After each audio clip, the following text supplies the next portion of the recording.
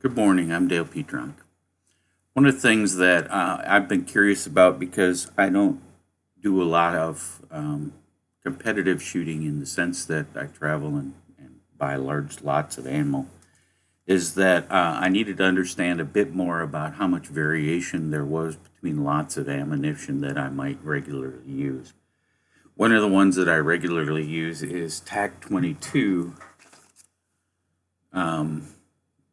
that I use for practice. And so one of the things I wanted to do was get a sense of how consistent or how much variation there was across lots. And so I accumulated 6 lots of TAC 22 and went out and tested to see how much consistency there was between each lot. I've got 3 lots of black box and 3 lots of the red box that I used. And so I will post the spreadsheet kind of output from that in a second for you. But in general, what I discovered was that the lots varied about 2/10 of an inch on average in terms of group size. I also examined point of impact and group width and height and found that it varied about the same, about 1/10 to 1/10.5 of an inch in terms of height or width.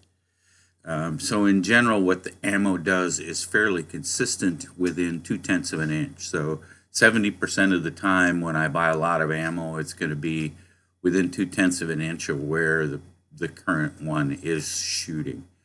The averages in terms of that process were varied from up 0.43 to the largest group of average group of 0.72.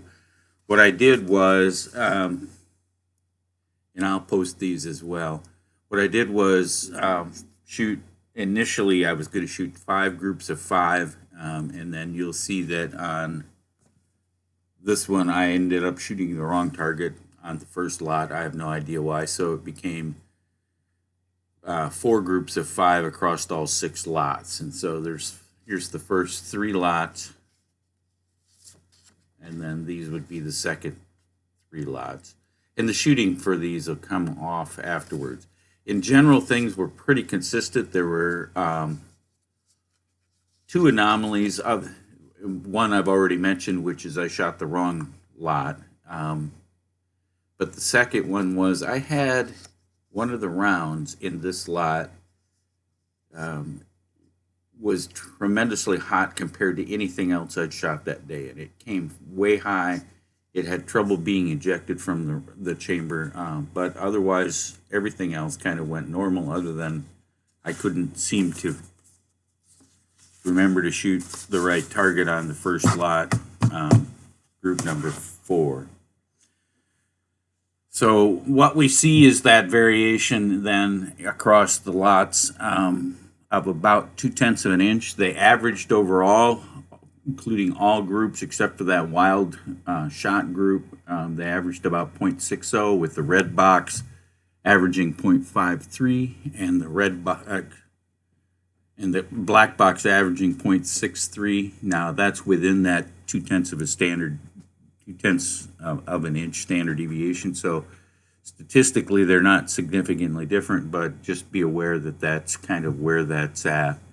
In terms of point of impact, there was a greater shift in terms of vertical than there was horizontal. Point of impact stayed pretty close to the same. There was not huge amounts of variation in that. Most of it had to do with the horizontal kind of spread that you'll see in this particular case. So there was some more horizontal spread than vertical spread. And the wind that day was about 5 miles an hour, varying to 0. So it didn't play a huge factor, but it played some.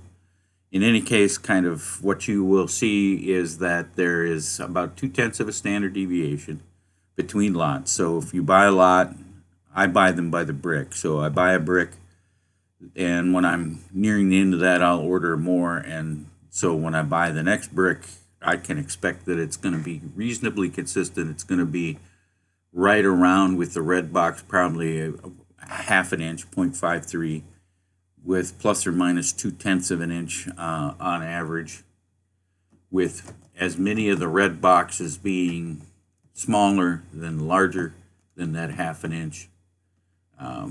One out of the three was at above 0.5, and two of the three were below 0.5. So that's kind of where that fell. Now, certainly it'll vary by your gun and your shooting style and that kind of thing. And I'll post a picture of my test rig that I use to shoot these as well. So, but that's where we're at. Thanks. Bye.